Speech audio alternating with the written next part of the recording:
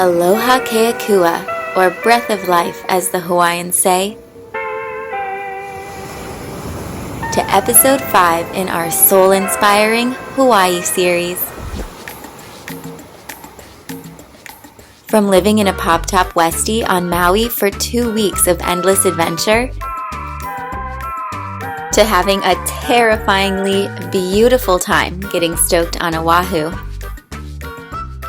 Today, we're taking you on a journey to the only state in the U.S. that is continuously growing larger due to its steady volcanic activity. As the lava oozes down to the ocean, it cools, hardens, and thus forms new land. This island is also so big that all of the other Hawaiian islands could fit on it nearly twice. Can you guess which island yet? Welcome to the Big Island.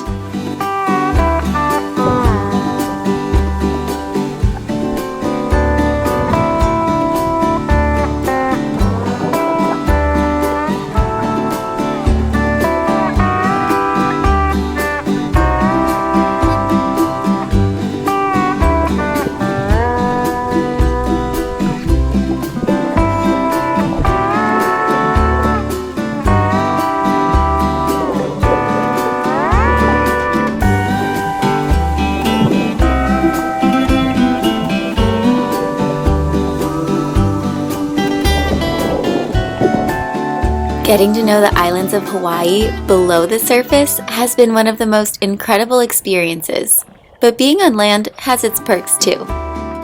Upon arriving to our new island home, we picked up our new set of wheels and met Eddie, one of you guys, who's in the midst of manifesting his very own van life dream. He's done the Kona World Championship Ironman. 2015, and hopefully we'll put 2020 under there. Heck yeah, man. Yeah, that's the goal. You are an inspiration, my friend. Yeah, baby. After showing us his stellar work, we made our way to our new home, an organic coffee farm that we found on Airbnb, run by the Hippie and the Rasta.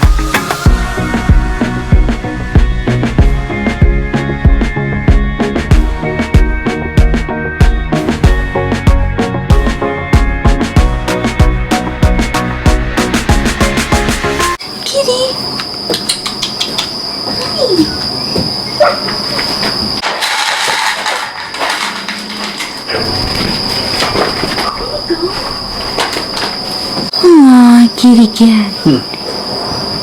Not only do they grow coffee here, but there's all sorts of different plants. The temperature is way cooler up here than down at the ocean. I better go pick some star fruit before it starts to pour. Whoa, look at the size of that hibiscus. It's like bigger than my hand. The size of my hand. Over this way, to the star fruit. Take me there. It's just teeming with star fruit. Wow. Can we pick They're one? everywhere. Get us a good one. Nice, juicy, delish one. This one looks about right. We should grow one of these in Panama. Yeah. Can we? Have to save our seeds. Let's save some seeds. Look at the flower behind you. Oh, it's so pretty. You just never know when something beautiful is going to pop up behind you here. Pick this one. That one. Alright, that one. Nice. I did not expect to see sheep in the coffee plantation. Oh my goodness. Good morning. They're helping with weed control. Aloha. Aloha. Yeah, Hey. so good. Good morning. You picking some fresh coffee beans? Yeah. Nice. Yeah. Right? There's magic everywhere around us. But it's raining. Run. Go, go, go. That, my friends, is the sound of fresh Hawaiian water being made. That is a beautiful sound above us. Delicious.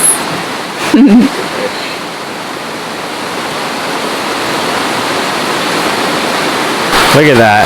That means water for the house, water for the plants. Right here on this tubing, they're capturing a ton of the water coming off the roof. That goes down in here and gets fed back over to this tank here. This is what feeds all the water in this home as well as in this home.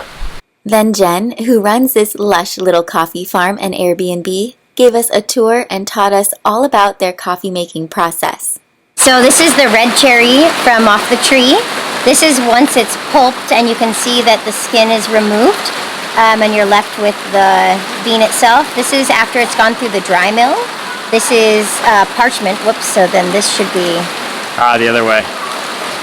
That's parchment, then this is after that skin is removed, and then this is once it's roasted. And that's a dark roast. And that is how you make a nice coffee bean here on the Hippie and the Rasta farm. That's right, nice organic, homegrown coffee. 100% Kona.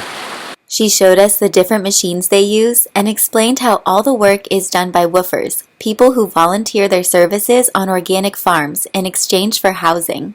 You can see, like, if you feel it, They're like little peanuts. There's a wet amount underneath. Yeah.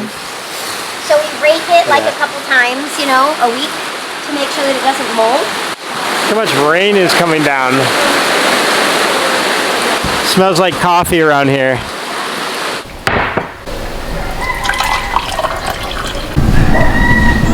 If you guys want to drink the same brew that we're about to sip on, make sure you check out the link below where you can buy some of their beautifully roasted coffee beans as well as woof on this farm and stay at her Airbnb. So there's a lot of options for you. We're super happy to be here. Let's go explore this island. Let's go explore. There's so much more to see, and now that we got coffee, We're gonna be fueled up and caffeinated. We got the energy we need.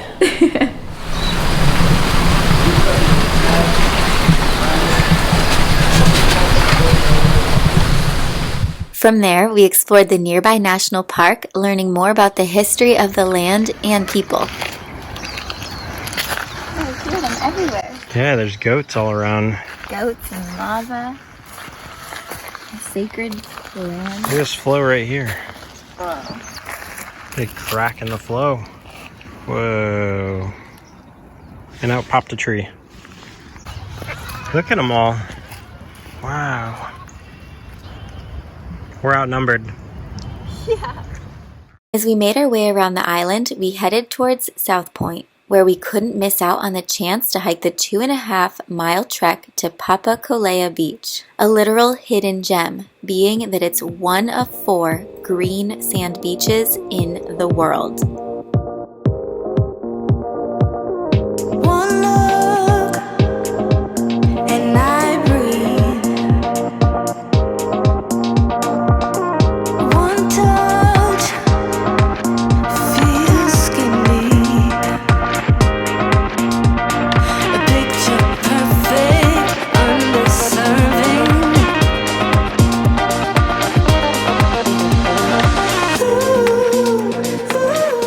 The secret of the green sand beach is the combination of a 49,000-year-old cinder cone that once spewed out olivine-rich lava and the unique location of its narrow bay, which causes the lighter particles to wash away out into the ocean, allowing the heavier olivine crystals to remain behind on the glittering shore.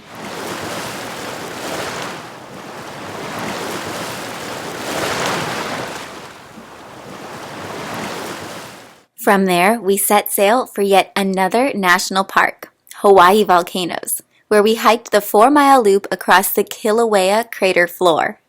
You see that? This is just a fern. Perfectly symmetrical. Crazy. So beautiful. This is the Kilauea Iki Trail here in Volcanoes National Park. We just came out of the jungle over here, right babes?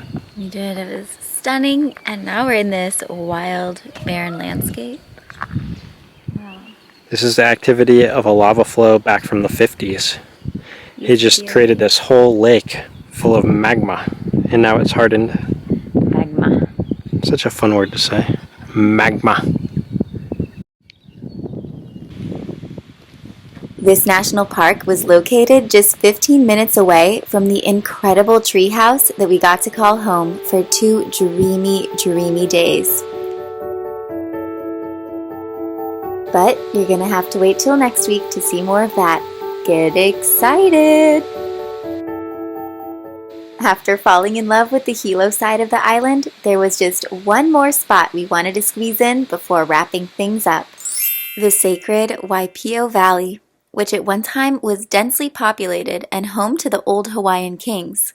Nowadays, it's serene and lush with taro fields, known for its beautiful black sand beach that is split in two by the Waipio River. Making an epic river crossing right now. Apparently I got her into something. Come on, Mrs. Adventure, you got this. You're doing great. You're almost here. She tried to pull me in. Look at that, like a champ. Doesn't that feel better? You're on the other side. He was right, and I knew it. This tree is one of the survivors of the tsunami from the 1950s, I think it was. It's just holding on by the roots in the middle, and there are rocks wedged up in there. Wild, strong tree. This valley is one of the most secluded and sacred places to go for a hike on the Big Island, but it's definitely not an easy one to get to or get out of. This is one of the steepest roads in the world at 25% grade. And Brittany and I are hiking all the way up from the Waipio Valley. The Waipio Valley.